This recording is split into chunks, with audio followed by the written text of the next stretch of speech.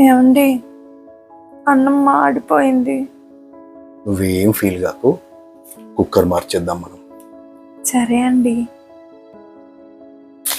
The next day. ఏమండి, cooker మార్చాక కూడా అన్నం మాడిపోయింది. నువ్వేం ఫీల్ కాకు, స్టవ్ మార్చేద్దాం. సరే అండి. The next day. ఏమండి, స్టవ్ మార్చాక కూడా అన్నం మాడిపోయింది.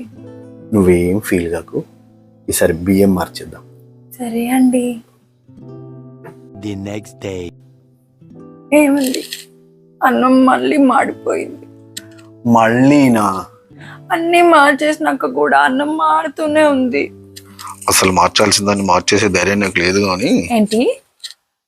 నువ్వేం ఫీల్ కాకే, రేపటి నుంచి వంట నేను వండేస్తాలే.